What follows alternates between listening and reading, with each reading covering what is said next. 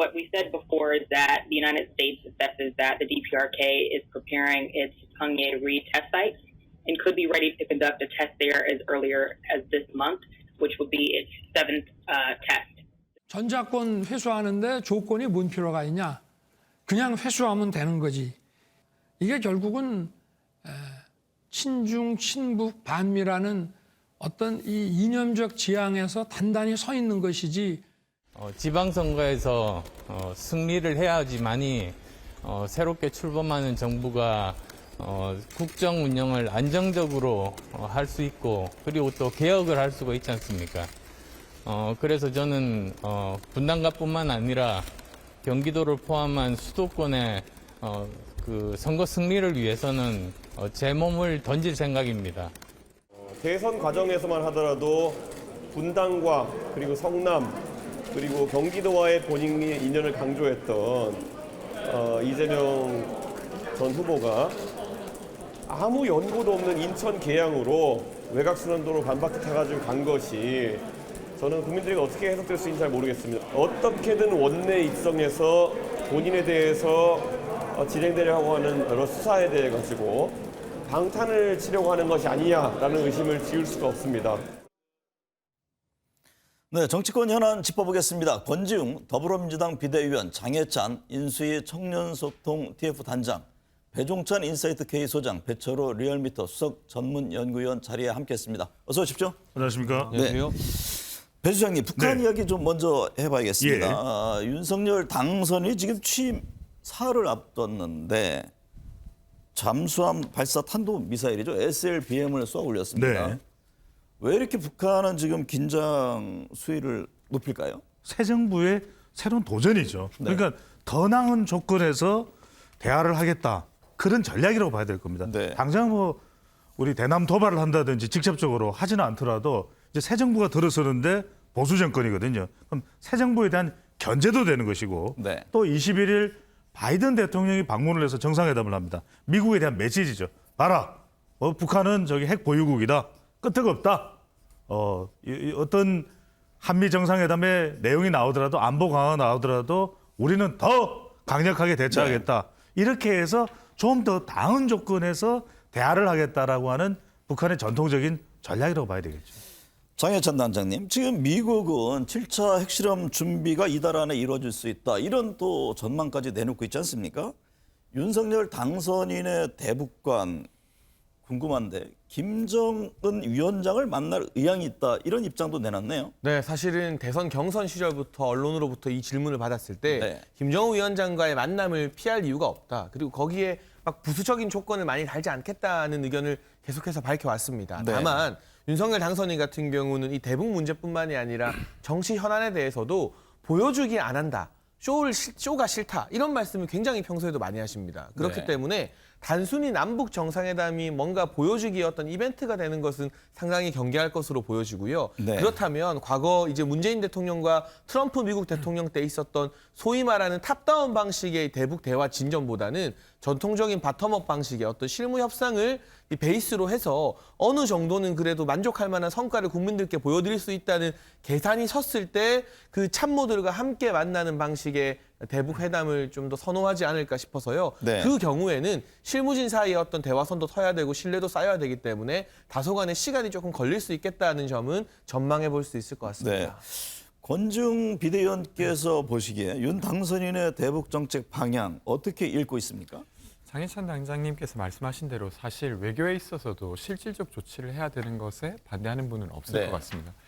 근데 그 전에 이제 선제 타격을 운운하시거나 혹은 아니면 북한은 주적이라고 말하면서 소통과 교류의 여지를 되게 좁혀 놓으셨어요. 그리고 이번에도 뭐 만남을 피할 필요는 없다라고는 했지만 네. 구체적으로 어떻게 평화를 구축해 갈지에 대한 구상이 보이진 않습니다. 그래서 그런 부분을 잘 보여줘야 국민들께서 좀 안심할 수 있지 않을까. 근데 현재 상태로는 되게 불안해 보이긴 합니다. 네.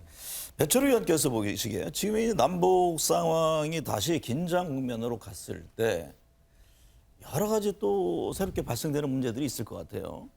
어떤 점을 주목해서 봐야 할까요? 일단 저게 뭐 북에서 쏘는 것은 그 뭐 정권 초기에 늘 있었던 일이기 때문에 사실 네. 별다르게 놀랄 일은 아니고 어쨌든 북에서는 이제 새 정부의 어떤 대북 기조라든지 이런 것들 뭐 좀 거칠게 표현하면 간을 본다 그럴까요? 어떻게 네. 또 반응을 볼까를 본 차원인데 또 결국 이제 이제 지금 오늘 내일까지는 이제 문재인 정부에 대응했지만 이제 모레부터는 바통을 이어봐서 윤석열 정부가 새로운 대북 기조를 낼 텐데 그렇죠. 서로가 이제 초장 이제 삽바 싸움을 이제 본격적으로 들어가는 국면이다. 네. 좀 이제 어떻게 나올지 서로가 어떤 패를 꺼낼지 좀 더 지켜볼 문제다. 그렇게 좀 정리할 수 있겠죠. 네, 선거 얘기해 보겠습니다. 지금 지방 선거보다 보궐선거 판이 더 커졌습니다. 뭐 다 아시다시피 이재명, 윤석열 두 사람의 출마 의지 때문인데 이 미니 대선을 방불케 하는 상황인 만큼 지금 여야 총력전을 기울이고 있습니다. 제가 미리 주문했습니다. 좀 판넬에 써달라는 주문인데 이재명과 안철수의 참전 배경, 과연 속내는 어떻게 봐야 할지. 배 의원님. 네, 저는 속내를 물어보셔서 네. 살고 보자. 네. 살아야 된다. 아, 살고 보자. 안철수 위원장도 살아야 되고 이재명 고문도 살아야 되는데 뭐 명분은 있죠. 대외적으로 이번 선거가 이제 대선 2라운드 대선 연장전 그러는데 경기도도 어렵고 인천도 어렵다. 네. 그러면서 이재명 고문 또 안철수 위원장이 분당갑과 또 개항을 해 나서야 된다. 네. 이런 위기 상태입니다. 두 번째는 또 전 정치적인 외연학대. 가만히 있으면 정치인들의 영향력은 사라지거든요. 네. 그러니까 지금 친구 세력 갈등이 계속해서 첨예화되는 시점에서 등장할 수밖에 없다. 마지막은 저는 자기 방어입니다. 네. 안철수 위원장도 지금 당에 돌아가봐야 마땅히 말 게 없거든요. 네. 그런데 원내 입성하면 내년 전당대회도 도전해 볼 수가 있고 이재명 고문도 마찬가지입니다. 네. 개항을 당선 가능성이 높을 때 나가서 온갖 비판을 받더라도 일단 배지를 달면 이제는 이제 국회의원이 된 거죠. 네. 그러면 8월 전당대회도 나갈 수 있기 때문에 자기 방어 수단 또 압수수색 들어오고 이럴 때 국회의원의 면책 특권은 또 자기 방어 수단이 되기 때문에 네. 저는 살고 보자 네. 하는 의견으로 살고 보자에는 그러니까 개인과 당 포괄적으로 다 예. 포함되어 있군요. 네, 포함되어 있습니다. 장해찬 단장은 어떻게 보셨나요? 저는 이재명 상임고문의 지난 대선 슬로건을 썼습니다. 나를 네. 위해. 네. 이건 철저히 나를 위한 선택인 네, 네. 겁니다. 특히나 이재명 후보에게 초점을 맞춰서 본다면 당을 위해서 희생하겠다. 그렇다면 험지로 나가야 되는 네. 것이죠. 그리고 그러면 이 나를 위해는 안철수 위원장도 포함된 건가요? 물론 정치인 모두가 자신을 위해서 정치를 합니다. 네, 네. 다만 안철수 위원장 같은 경우는 명분이 있는 게 분당갑 같은 경우는 보수에게 유리한 지역이라고 하지만 지난 총선에서 0.7% 네. 불과 1000표 차이로 신승을 했었고요. 20대 총선에서는 김병관 전 의원이 승리했던 지역구입니다. 그리고 지금 아시는 것처럼 경기도 지사 선거가 초박빙이기 때문에 네. 김은혜 후보를 지원 사격한다는 그런 의미가 있어서 나를 의외의 의미가 좀 덜합니다. 네. 다만 이재명 후보 같은 경우는 대선까지 나오셨던 분이 이번 대선도 그렇고 지난 총선도 그렇고 압도적으로 민주당이 유리한 지역구에 나와서 지방선거 당에 기여하겠다. 앞뒤가 안 맞아요. 네. 지방선거 다른 후보들 도와주고 싶으면 개항을 안 나오고 그냥 총괄선대위원장으로 지원 사격 열심히 다니는 게 훨씬 더 낫습니다. 네. 그런데 굳이 개항을이라는 지역을 선택했다는 것은 분당에서 본인의 지역구였던 성남에서 도망치는 것밖에 안 되고 앞서 배종찬 소장님도 제가 봤을 때 중립을 기하기 위해서 말을 아끼셨지만 살고 보자는 의미는 사실 이재명 후보에게 더 적극적으로 적용되는 의미라고 생각이 듭니다. 네. 그래서 대선 슬로건이었던 나를 위해가 정말 참 부끄럽게 맞아 떨어지는구나. 네. 이게 노무현 정신이나 이 문재인 대통령마저도 사실은 이 대선 지고 출마했을 때 그래도 부산에 나갔었거든요. 네. 그런 전례와 비교해 보면 너무 안전한 곳만 찾아가는 것 같다라는 비판을 피하기 어려워 보입니다. 배 수장님 언급에 대한 평론까지 해주셨네요. 갑자기 재언급은 하시지 말고요. 맞잖아요, 그런데. 네. 권지웅 의원은 어떤 배경으로 보세요? 저는 이제 지방선거를 이끌겠다는 명분과 네. 그리고 자기의 자리를 구하는 거 명분 사이에 어딘가에 놓여 있다고 생각되는데 국민들이 어느 쪽에 더 이제 방점을 두고 그 사람의 행동을 이해할 거냐가 핵심이라고 생각해요. 앞서 말씀하신 대로 이재명 고문의 경우 경기지사를 하다가 인천으로 이동했다는 점에 있어서 비판이 있을 걸로 보입니다. 네. 그런데 인천 시민들 입장에서도 인천에 대한 이해가 있을까라는 질문을 할 수 있다고 생각하고 저는 그것을 해소하는 게 이제 이재명 고문의 과업이라고 생각되고요. 근데 또 민주당 입장에서는 이번 지방선거를 그냥 손 놓고 있을 수는 없습니다. 네. 그러니까 되게 발언력이 큰 스피커를 모셔서 사실은 지방선거를 치러야 될 의무 역시 있기 때문에 저희가 요청을 한 바고요. 사실 안철수 인수위원장의 경우에도 공동정부를 만들겠다고 했지만 제대로 안 됐지 않습니까? 네. 지금 거의 단독 정부에 가까울 만큼 내각이라든지 비서관을 인선하는 거에 있어서 되게 그냥 독단적으로 진행하고 있고 사실은 인수위 과정도 매끄럽지 못했어요. 그러니까 가까운 측근인 이태규 위원 같은 경우는 인수위를 사퇴하기도 했고 네. 인수위원장인 본인도 업무를 중단하기도 했었죠. 그러니까 사실 다른 자리를 거의 제대로 못 구하고 있는 상태입니다. 그러니까 국민의힘이 가장 당선 가능성이 높은 자리를 그냥 준 게 아닌가 이런 생각도 듭니다. 비대위에서는 뭐 별다른 이견 없이 요청하는 만장일치 그런 소식이 나왔는데 네. 전체 흐름은 그렇게 진행됐습니까? 네, 사실 좀 우려가 있었던 것도 사실입니다. 아까 이제 앞서 지적해 주신 그런 우려인데요. 그래도 인천 시민들께 이 이해를 구하고 전체 지방선거를 잘 치르기 위해서 좀 네. 저희가 그렇게 결정했습니다. 배철호 의원께서는 어떻게 보셨어요? 나야 나라고 썼는데 네. 어쨌든 존재감 뿜뿜 자기 존재를 좀 확인해야 될 그런 모멘텀으로 이번 재보선을 좀 보는 것 같고요. 네. 그 속내 결은 좀 다른 것 같습니다. 이를테면 안철수 후보 같은 경우는 교두보, 이재명 전 후보 같은 경우는 방탄이라고 좀 썼는데요. 안철수 후보 이야기부터 먼저 하자면 네. 어쨌든 그분이 이제 지난 그 단일화 윤석열 후보에게 자리를 양보하면서 했던 말이 뭐냐면 그 국민의힘을 중도 개혁 정당으로 바꾸겠다라고 네. 하면서 이렇게 총리직 제안도 고사하셨다는 말씀인데 어쨌든 그 본인이 적극적으로 정치 활동 하시려면 이제 원내로 진출하는 길밖에 없다. 그래서 교두보로 이번 선거를 좀 생각하신 것 같고 물론 두 분 다 모두 굳은 일 마다하지 않겠다라고 말씀하셨는데 네. 문제는 이제 이재명 후보 개항을 출마 관련해서 논란이 있는 것 같아요. 저는 이제 막 이러저러 논란이 있지만 방탄 성격이 좀 짙지 않냐 이런 지적에 좀 강하게 동의할 수밖에 없습니다. 네. 지난 87년 대선 끝나고 88년 총선이 바로 있었을 때는 삼김이라면 절대적인 존재가 있었고 바로 이제 총선에서 이제 새롭게 판을 짜야 되는 그런 상황이었고 97년 대선에서 패한 이해창 전 총재가 98년 지방선거 순회를 거치면서 바로 전대 복귀를 했었거든요. 네. 역대 어느 선거보다 이렇게 짧게 이렇게 롤백 복귀를 했던 적이 있었나 봤을 때는 서두를 만한 분명한 이유. 물론 민주당에서는 인천시장 포함해서 뭐 지방선거를 좀 리딩 끌고 한다는 그런 생각 그리고 이제 원내 구심점 확보를 했지만 네. 그런 의견보다는 방탄 성격이 좀 더 짙지 않나 좀 네. 개인적으로 그렇게 평을 하고 싶습니다. 지금 민주당은 이재명 고문으로 후보 확정됐는데 국민의힘은 아직 보류 상태잖아요. 근데 윤희숙 전 의원이 출마를 하겠다는 입장인데 어떤 전망인가요? 일단은 여러 가지 의미가 있을 수 있는데요. 네. 이재명 상임고문의 맞상대를 저격 공천해야 된다는 목소리도 당내에서 분명히 있고요. 네. 그 지역에서 열심히 준비해온 분에게 공정하게 기회를 드리는 게 맞다는 의견도 있습니다. 저격 공천은 어떤 인물이 좀 떠오르는 분들이 있습니까? 뭐 대표적으로 지금 거론되는 것이 역시나 윤희숙 전 의원인 것 같습니다. 네. 특히 경제적인 부분에서 이재명 상임고문이 그동안 주도해왔던 여러 가지 기본소득이나 지역화폐에 대해서 비판을 앞장서서 해왔기 때문에 그리고 본인도 당이 요청한다면 마다하지 않겠다라는 이야기를 하고 있어서 네. 현재로서는 저격공천 대상으로 가능성이 대단히 높아 보이는데 저는 동시에 지금 이재명 상임고문에게 굳이 저격이 필요한가라는 생각도 합니다. 네. 왜냐하면 개항을 출마로 신뢰는 얻었을지 몰라도 명분을 잃고 정치적인 타격을 벌써부터 입고 있기 때문에 네. 굳이 윤희숙 전 의원 같은 분들이 저격을 하지 않더라도 그 지역에서 열심히 개항을 주민들과 호흡해왔던 분이 선거에 나가도요. 충분히 좋은 결과 만들어낼 가능성이 있다고 보고 네. 동시에 그러면 그럴수록 이재명 상임고문의 개항을 출마가 얼마나 명분 없는지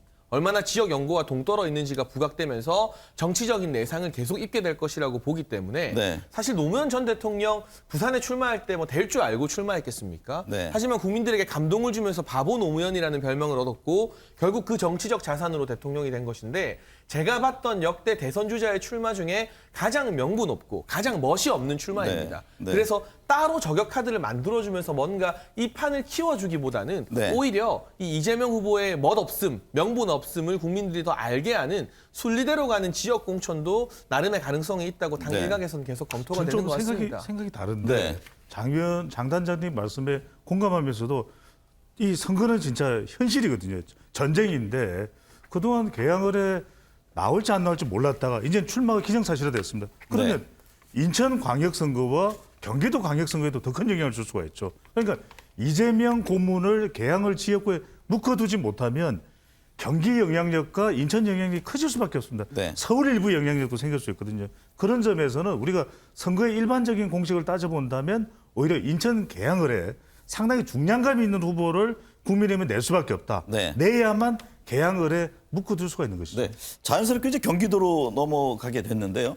배철호 의원님, 김동연 후보와 김은혜 후보 여론조사를 보니까 엎치락뒤치락 합니다. 현재 판세는 어떻게 봐야 합니까? 뭐 기관마다 조금씩 차이는 있지만 좀 혼조세, 좀 박빙 이렇게 좀 정리하는 게 좀 맞을 싶고요. 네. 민주당 입장에서는 지난 대선에서도 이재명 후보가 5%포인트 이긴 지역이었어요. 그 경기가.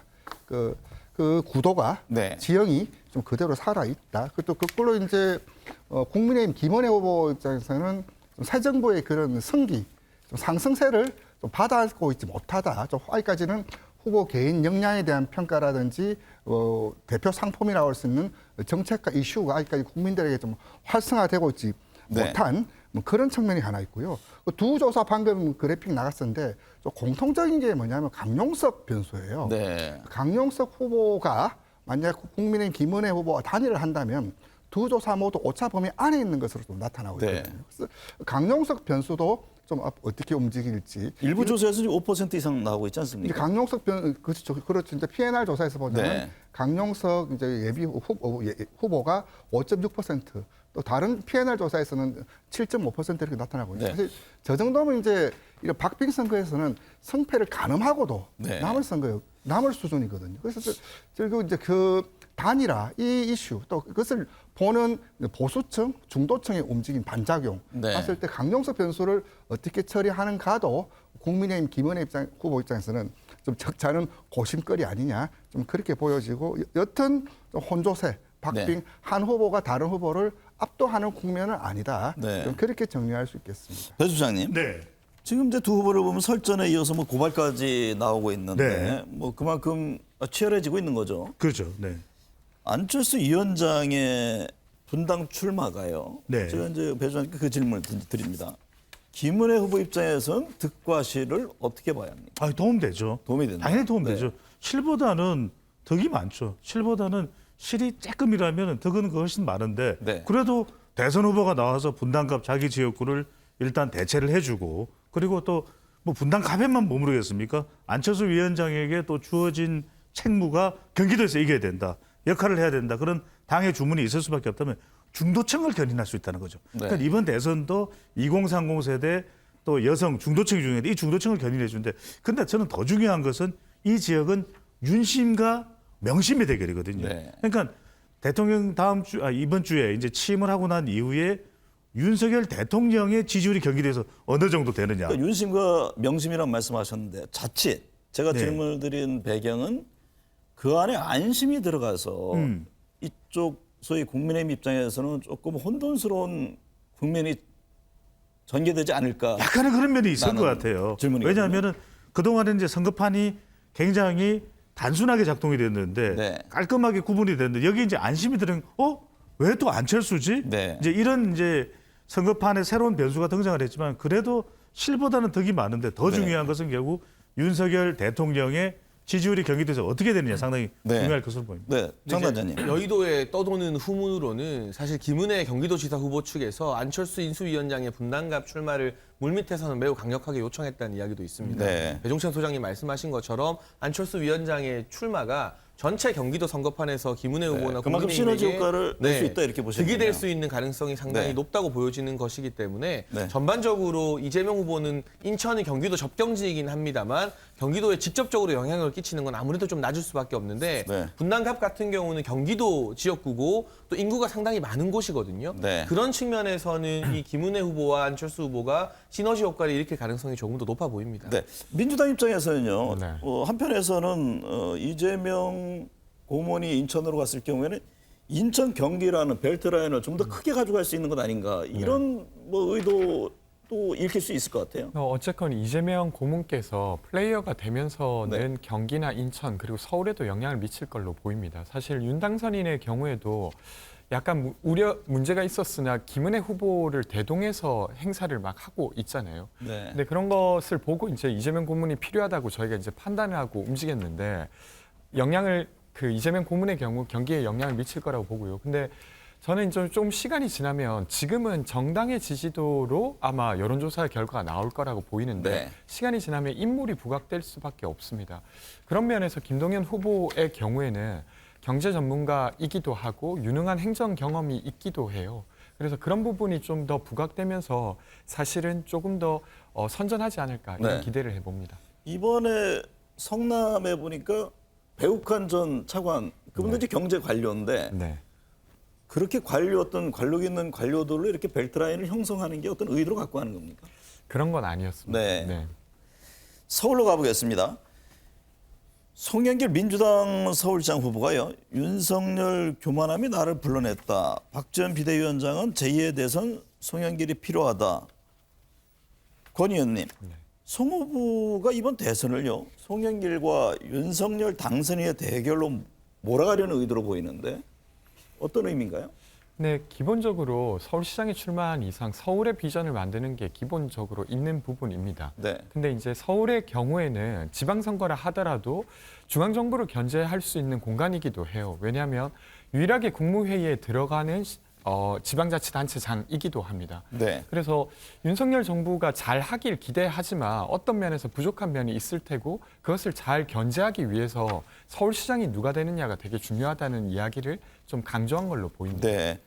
장혜찬 단장님, 오세훈 시장 입장에서는요. 아니 왜 나랑 싸우러 왔는데 자꾸 윤석열 당선인만 얘기를 하냐 이런 또 의구심이 들 것도 같네요. 그러니까 송영길 시장 입장에서는 체급을 좀 키우고 싶다는 의도가 있을 것이고 그리고 본인이 잠재적인 대선 주자다라는 것을 좀 과시하고 싶은 욕구도 있다고 생각을 합니다. 다만 이 송영길 전 대표가 빠진 지역구 개항을에 이재명 후보가 출마하게 되면서 이게 인천 지역 선거에서 민주당에게 어떤 영향을 끼칠지는 모르겠지만 송영길 대표 입장에서는 결국 이재명 상임고문에게 자리 비켜주려고 서울시장 출마한 것 아니냐라는 비판도 같이 묶어서 받게 되는 측면이 있거든요. 네. 그렇다면은 지금 송영길 전 대표가 해야 될 전략은 윤석열 당선인을 무리하게 끌어내는 것보다는 서울시정을 어떻게 만들어 나가겠다라는 것이어야 하는데 다소 현실성이 떨어져 보이는 UN 5본부 유치 공약 외에는 어떤 차별점이 있는지 알기가 힘들고요. 네. 그리고 서울 시민들이 지난 재보궐에서 압도적인 표차로 박원순 전 시장의 10년 넘는 서울시정을 심판한 것입니다. 네.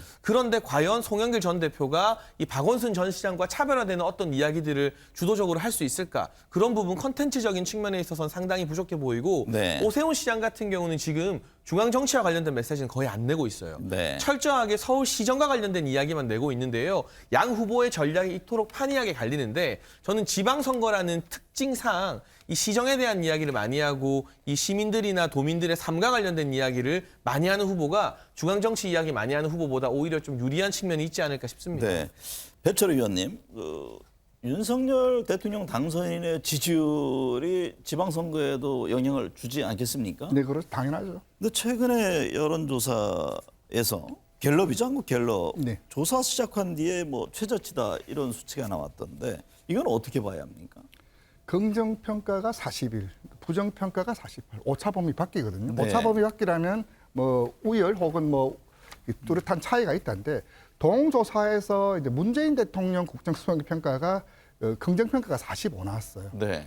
이제 뭐 다음 주면 그 표현을 했지만 곧 제대할, 마무리할 그 정부에 대한 평가가 이제 출발선에 이제 서 있는 그 정권보다 더 높게 나타나. 이게 또 기현상이라면 기현상이고 네. 저도 이거 처음 보는 현상입니다. 네. 갤럽에서는 이제 그렇다라면 긍부정 평가 이유를 물어보는데 1위로 그 언급됐던 요인 32%가 대통령 집무실 이전 32%로 언급됐거든요. 네. 집무실 이전뿐만 아니라 또 지난주에 또 관저 네. 논란이 있었죠.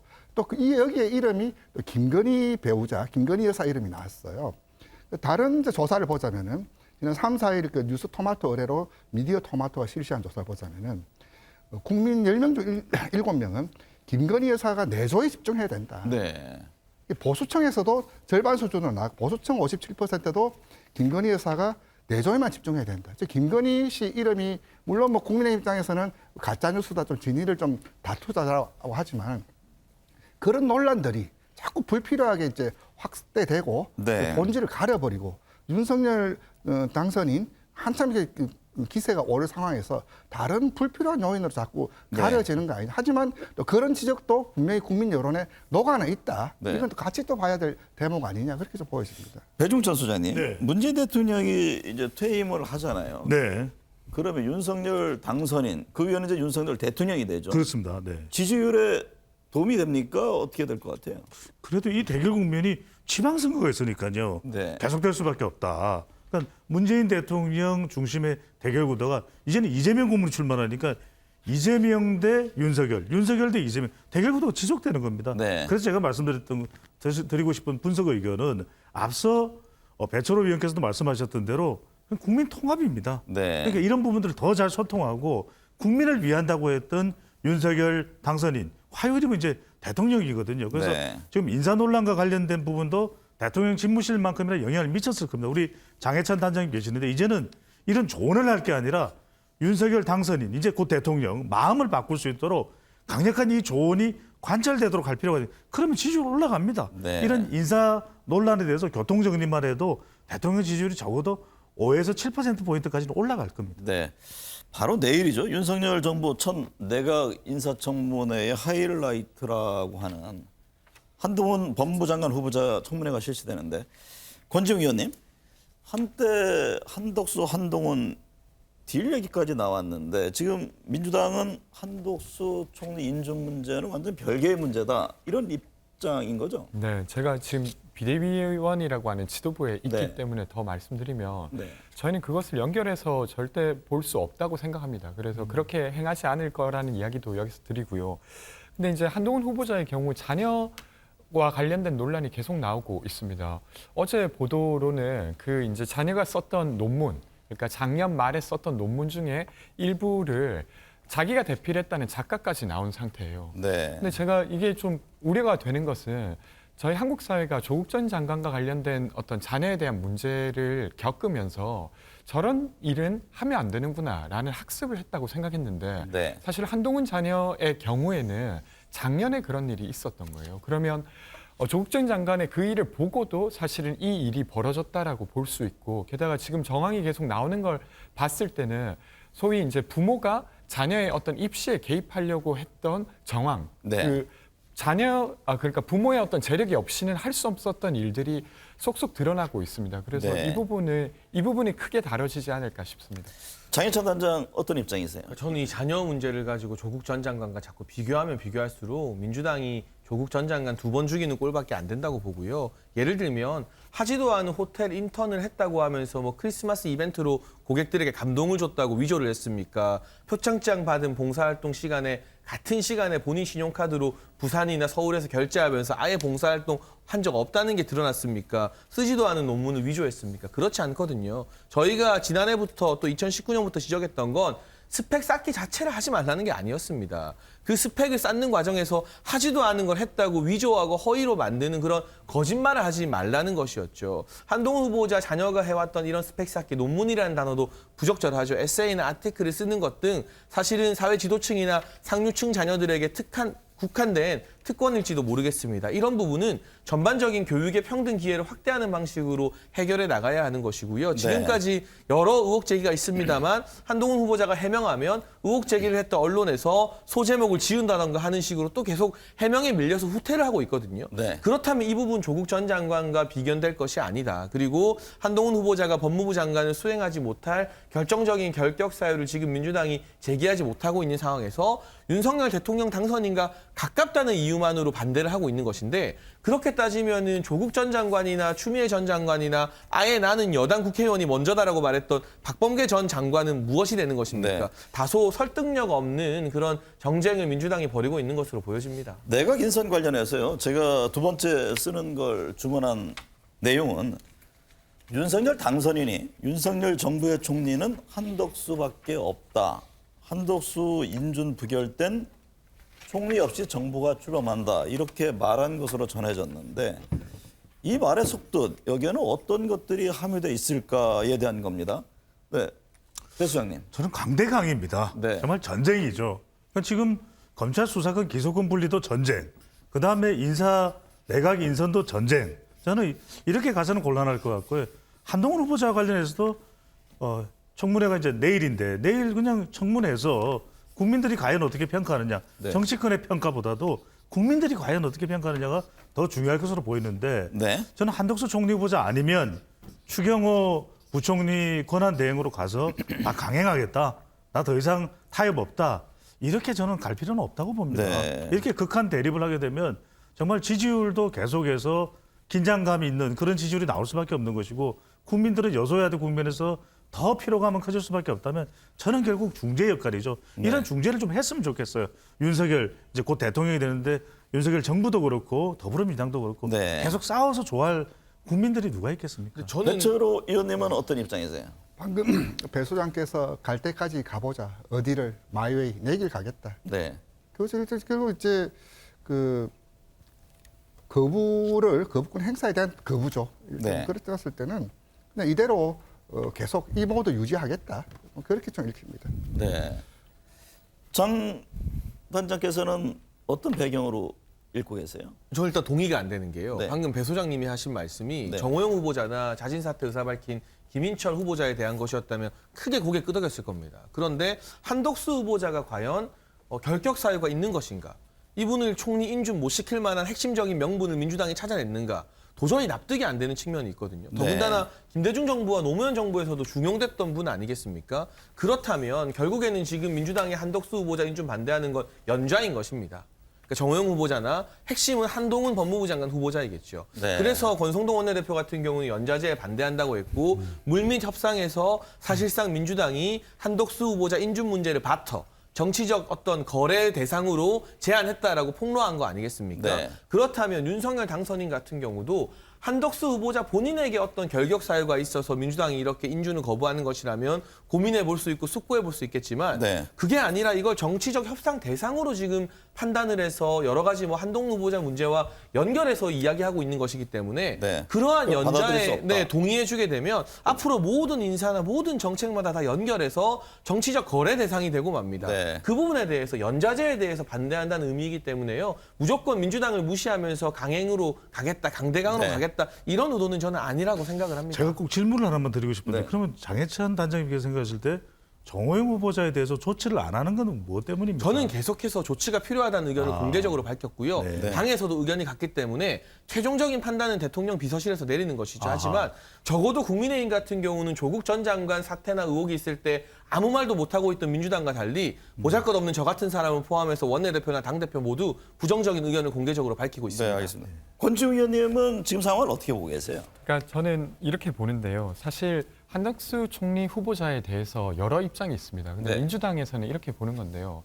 한덕수 후보자가 사실 공무를 수행하고 거기서 얻은 정보와 네트워크를 가지고 비법조인임에도 불구하고 로펌에 들어갔어요. 그리고 로펌에서 고문으로 일하면서 상당한 연봉의 돈을 받았습니다. 네. 그럼 사실 그 공적 네트워크를 사적으로 쓴 것이죠.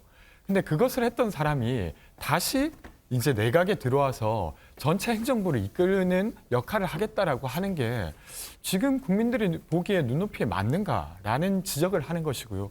그런 면에서 꼭 그 예를 들면 공적 네트워크를 사적으로 썼던 사람이 총리를 맡아야 되는가라는 질문으로 계속 이야기를 하고 있는 거고요. 한동훈 후보자의 경우에도 사실 자녀가 썼던 그 논문, 그건 논문 맞습니다. 그러니까 권위 있는 학술지가 아니다 하더라도 논문이 맞고 그리고 그것이 대필됐다는 논란 등이 나오고 있습니다. 네. 저는 문제라고 생각해서 그 부분에 대해서 민주당은 입장을 내고 있는 것이라고 봐야 될 것 네. 같습니다. 공간 이야기 앞서 잠깐 있었습니다만 여전히 논란입니다. 여러 논란 끝에 국방부 장관 공간에서 외교부 장관 공간으로 변경이 됐는데 배 수장님 그것도 네. 임시관저라는 얘기가 나오네요.